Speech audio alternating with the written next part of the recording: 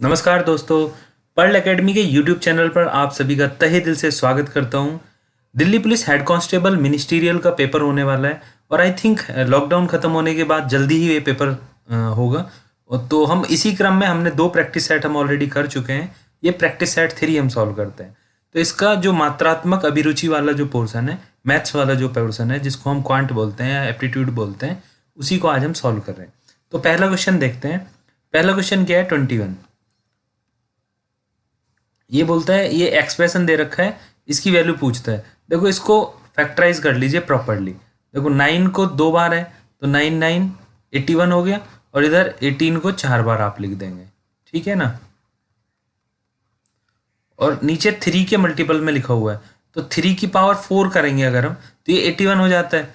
तो इसी सीरीज में 4 तो ये हो गया, ऐसे ही 3 का स्क्वायर 3 का स्क्वायर 3 का स्क्वायर ये हो गया। तो देखो 3 की पावर 4 डायरेक्टली 81 से कट हो गई। ये 9 है, 18 को 2 बार कट करेगी। ये 9 है, ये भी 2 बार, ये भी 2 बार, और ये भी 2 बार, ठीक है ना। तो ये क्या बचा? ऊपर बचा 16 और नीचे बचा 9 यहाँ और 9 यहाँ, 81। तो 16/81 आंसर कौन सा हो गया? आपका ए आपका आंसर हो गया। सेकंड क्वेश्चन देखते हैं 22। ये एक एक्सप्रेशन दे रखा है, ये बोल रहा है इसको सॉल्व करो। देखो ऐसे क्वेश्चन में क्या करते हैं, हम नॉर्मली रेशनलाइजेशन कर देते हैं या परिमेयकरण बोलते हैं। तो इसका परिमेयकरण कर देते हैं। ये क्या है? 7 + √5, ठीक है। और बटे में क्या है? √7 - √5, और प्लस में क्या है? √7 - √5 अपॉन √7 + √5, ठीक है ना। इसको सॉल्व करते हैं। तो √7 - √5 है, इसको हम इसका परिमेयकरण करना है। तो ऊपर और नीचे इस वाले का जो अपोजिट साइन होगा उससे हम मल्टीप्लाई कर देंगे। तो ऊपर क्या आ जाएगा? √7 + √5, और नीचे से भी एक और आएगा तो इसका स्क्वायर हो जाएगा। और नीचे क्या हो जाएगा? √7 का स्क्वायर माइनस √5 का स्क्वायर, ठीक है ना। ऐसे ही इधर भी हो जाएगा। क्या होगा? ये √7 - √5 का स्क्वायर हो जाएगा ऊपर तो, और नीचे देखो ये क्या होता है? ये a + b और a - b, ठीक है ना। ये क्या होता है? a² - b²। तो a + b की जगह क्या है? √7 + √5। a - b की जगह क्या है? जब ऊपर नीचे जब मल्टीप्लाई करूंगा मैं इसको रैशनलाइज करने के लिए, तो √7 - √5 से मल्टीप्लाई करूंगा ऊपर भी और नीचे भी, ठीक है। तो ऊपर भी कर देंगे √7 - √5। ये तो स्क्वायर की फॉर्म ले लेगा ये वाला, और ये जो यहाँ पे मल्टीप्लाई हो रही है a + b और a - b, ये इस फॉर्म में आ जाएगा a² - b² के। तो √7 का स्क्वायर क्या हो गया? 7, और 5 का स्क्वायर क्या हो गया? 5। √5 का स्क्वायर 5 हो गया, ठीक है ना। तो इसको हम सॉल्व कर लेंगे। देखो ऊपर वाले को हम सॉल्व करेंगे, इसको आप ओपन करेंगे तो देखो यहाँ से जो वैल्यू आएगी, इनके दोनों के स्क्वायर सेम वैल्यू यहाँ से भी आएगी। बस यहाँ पे कैंसिल आउट क्या होगा? जो यहाँ से प्लस वाली वैल्यू आएगी 2ab, और यहाँ से आएगी -2ab वाली, वो वैल्यू कैंसिल हो जाएगी। देखो मैं दिखा देता हूँ आपको कैसे। ये 7 हो गया, ये 5 हो गया, और ये 2 × √7 और √5, ठीक है। और इधर से क्या होगा? 7 होगा और 5 होगा, और माइनस में क्या होगा? √7 होगा, √5 होगा, ठीक है। और बटे में इधर भी 2 हो गया और यहाँ भी 2 हो गया, तो ये बटे में 2 सबके आ गया। तो 2 √7 √5, 2 √7 √5, ये कैंसिल आउट हो गए। तो 12 इधर हो गया, 12 इधर हो गया, 24, और 24/2 कितना हो गया? 12। तो इसका आंसर क्या हो गया? डी इसका आंसर हो गया। इतना भी ज़्यादा सॉल्व करने की जरूरत नहीं है, समझाने के लिए मैंने ऐसे बताया, ये डायरेक्टली हो जाता है, ठीक है ना। क्वेश्चन देखते हैं 23। यदि एक व्यक्ति पहले 5 महीने में औसतन 1600 प्रति माह खर्च करके, अगले 7 महीने में औसतन 1800 प्रति माह खर्च करके, और पूरे साल में 4180 रुपये बचाता है, तो उस व्यक्ति की प्रति माह औसत आमदनी ज्ञात करो, ठीक है। देखो पहले 5 महीने में उसने कितना खर्च किया? 1600 रुपये प्रति माह के हिसाब से खर्च किया। तो एक महीने में 1600 किया होगा, तो 5 महीने में कितना किया होगा? 8000 रुपये खर्च किए होंगे, ठीक है। इसी तरह अगर 7 महीने का निकालते हैं कि एक महीने में 1800 खर्च किया, तो 7 महीने में कितना खर्च किया होगा? तो इसने टोटल खर्च कितना किया होगा? इतना, मतलब 20,600 रुपये उसने टोटल खर्च किए। ये एक्सपेंडिचर है, ये खर्च हुआ इसका, ठीक है। और बोल रहा है कि 4180 रुपये उसने बचा भी लिए, मतलब उसकी सेविंग क्या है? 4180 रुपये, ठीक है। उसको भी लिख देते हैं। तो टोटल ये आ गया, और 7 4 24,780 रुपये इसने टोटल अर्निंग की, मतलब इतनी कमाई की पूरे साल में, मतलब 12 महीने में। तो अगर मैं 12 से भाग दे दूं तो एक महीने का औसत नहीं आ जाएगी कि कितनी आमदनी की होगी? कितना उसने अर्निंग की होगी एक महीने में, तो ये हो गया 12 दूनी 24। पर मंथ की अर्निंग कितनी आ गई? 2065 रुपये। कौन सा आंसर आ गया? 20 का आंसर हो गया। ठीक है, क्वेश्चन नंबर 24 देखते हैं। कह रहा है कि यदि एक संख्या अपने 3/4 से 13 अधिक है तो वह संख्या होगी। देखो अपने 3/4 है, मान लो कोई संख्या 4 है, उसका 3/4 कितना हो गया? 3। तो ये कितनी ज़्यादा है? 1 ज़्यादा है।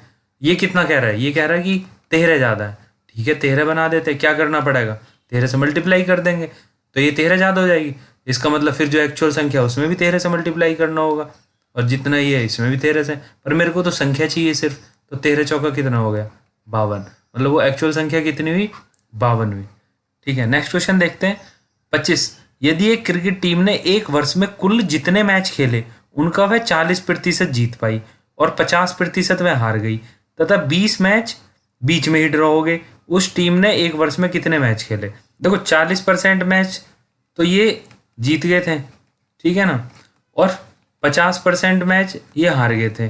ठीक है, तो बचे कितने? और 10% ही तो मैच बचे, जो ये 10% मैच बचे जो इनके ड्रॉ हो गए थे। ठीक है, पर ये बोल रहा है कि 10% जो मैच थे वो कितने?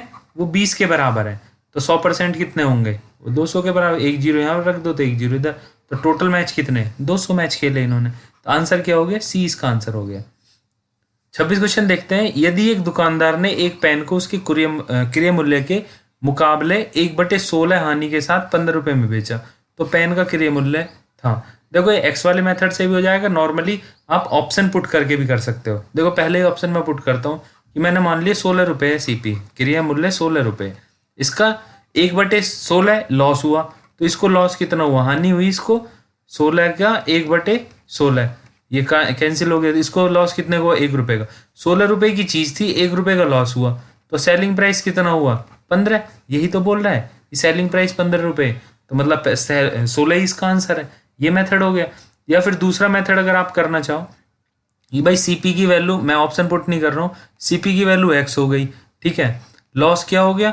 x/16, कह रहा ना 1/16, जो भी सीपी है उसका 1/16 लॉस हो गया, तो एसपी है 15। तो ये पूछ रहा है कि कैसे निकालेंगे। लॉस वाले केस में कॉस्ट प्राइस से अगर हम लॉस को माइनस कर देंगे तो हमारा क्या आ जाएगा? हमारा सेलिंग प्राइस आ जाएगा। एक्स यहाँ से कॉमन ले लो, ये 16 और -1 15/16। ठीक है, और ये हो गया 15, 15 से 15 कैंसिल हो गया, एक्स की वैल्यू आ गई 16। मतलब कॉस्ट प्राइस कितना है? 16। यही आंसर है 16 डायरेक्ट। आप ऑप्शन से भी कर सकते हो और ऐसे भी कर सकते हो। ठीक है ना। इसके बाद क्वेश्चन देखते हैं 27। यदि एक स्कूल में लड़के तथा लड़कियों का अनुपात 7:3 है और स्कूल में 195 लड़कियां हैं, देखो ये 7 है और ये 3 है, मतलब ये बॉयज़ थे और ये गर्ल्स हैं, और लड़कियां कितनी है? 195, मतलब 3 नहीं है, 195। तो 3 में कितने की मल्टीप्लाई करनी होगी कि 195 आ जाए? देखो 3 6 18 और 3 5 15, 65 से मल्टीप्लाई करनी होगी। और मेरे को क्या पूछ रहा है? टोटल। देखो टोटल मेरे हिसाब से कितने आ रहे? रेशियो के हिसाब से 10 आ रहे हैं, तो इसमें भी 65 से मल्टीप्लाई कर दो, तो कितना हो गया? 650। तो इसका आंसर कौन सा हो गया? 20 का आंसर हो गया। क्वेश्चन नंबर 28 करते हैं। ए जिस कार्य को 60 दिन में समाप्त कर सकता है उस कार्य को वो केवल 10 दिन करता है, और उसके पश्चात बी अकेला बचे हुए कार्य को 50 दिन में समाप्त करता है। दोनों एक साथ मिलकर उस कार्य को कितने दिन में समाप्त करेंगे? देखो ये क्वेश्चन पढ़ते ही समझ में आ रहा है कि ए और बी की जो एफिशिएंसी है, कार्य क्षमता जो है वो सेम है, बट फिर भी मैं आपको दिखा देता हूँ कि कैसे सेम है। देखो 60 दिन में ए किसी काम को कर रहा था, बट सेकंड केस अगर मैं लेता हूँ तो ए ने सिर्फ 10 दिन काम किया और 50 दिन किसने किया? बी ने काम किया। तो इसको मैं इधर ले आता हूँ, तो ये क्या हो गया? 50A = 50B। इसका मतलब क्या है? ए और बी की एफिशिएंसी 1 हो गई। ए की एफिशिएंसी भी 1 है और बी की एफिशिएंसी भी 1 है। काम को खत्म करेंगे। टोटल काम है कितना? 60A था टोटल काम, मतलब 60 काम था। ए की एफिशिएंसी तो 1 है, और इन दोनों की एफिशिएंसी कितनी हो जाएगी? 1 और 1 को अगर हम जोड़ देंगे तो ये क्या हो जाएगी? 2 से ये गया 30 टाइम्स, मतलब 30 दिन में ये काम खत्म हो जाएगा। तो इसका आंसर आ गया सी। क्वेश्चन नंबर 29 देखते हैं। यदि एक चोर एक कार को दोपहर 2:30 पर चुराकर 60 किलोमीटर/आवर की स्पीड से दौड़ाता है और चोरी का पता 3 बजे शाम को होने पर कार का मालिक दूसरी कार में बैठकर 75 किलोमीटर/आवर की स्पीड से दौड़ाता है, तो वो चोर को कब पकड़ लेगा? देखो 2:30 पे हुई चोरी, ठीक है, पता कब चला?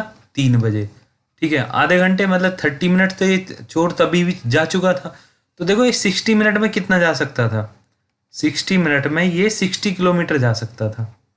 60 किलोमीटर पर आवर इसकी स्पीड है, मतलब 1 घंटे में 60 किलोमीटर जा सकता था। तो ये 30 मिनट में कितना चला गया होगा, ये 30 किलोमीटर चला गया होगा।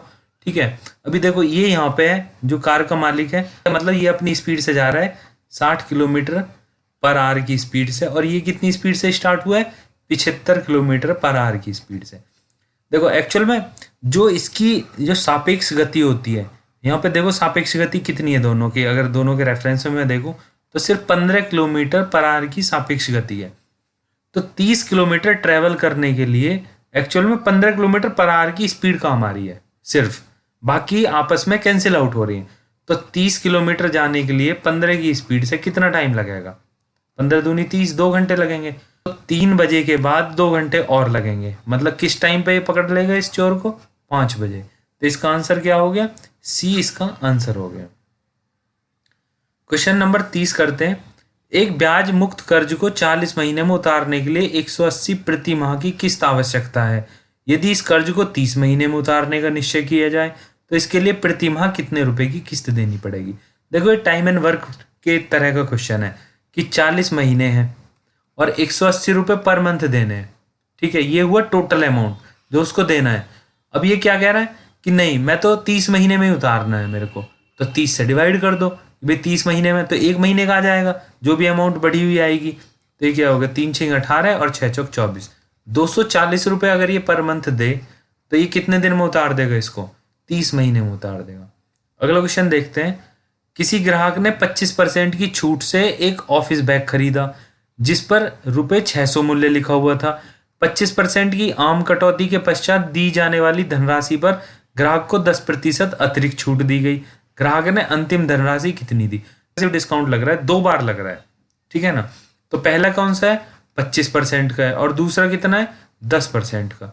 ये इसके भी 2 मेथड है। आप 600 लिख के उसका पहले 25% माइनस करो, फिर उसका 10% माइनस करो, ऐसे भी आप निकाल सकते हो। ये दूसरा भी एक मेथड होता है। 25% का मतलब होता है 1/4 और 10% का मतलब होता है 1/10।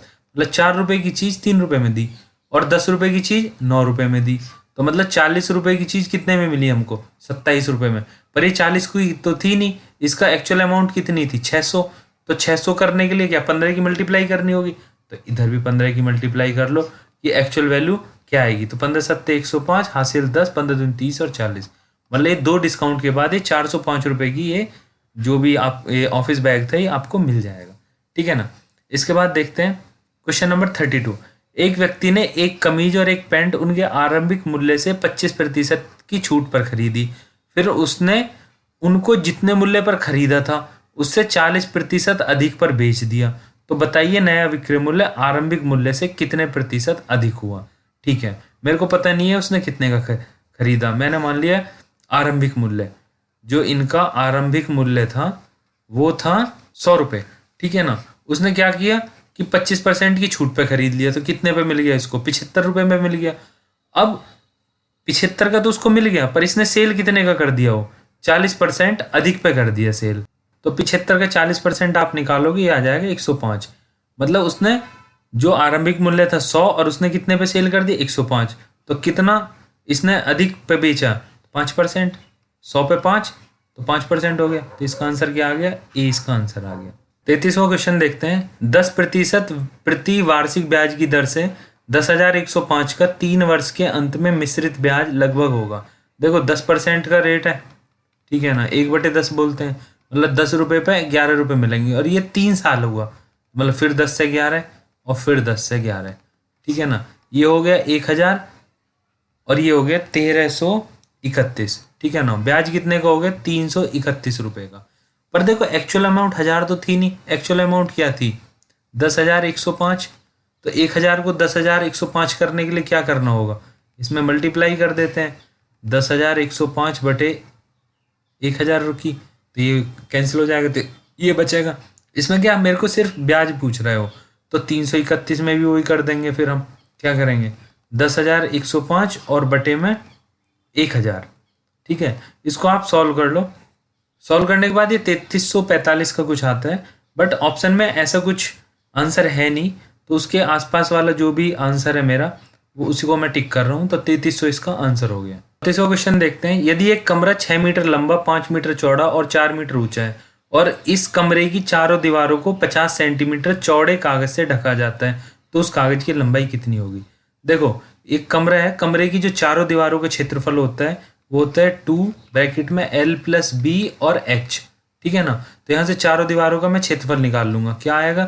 2L प्लस B कितना है? 6 प्लस 5 और H की वैल्यू क्या है? 4, ठीक है ना।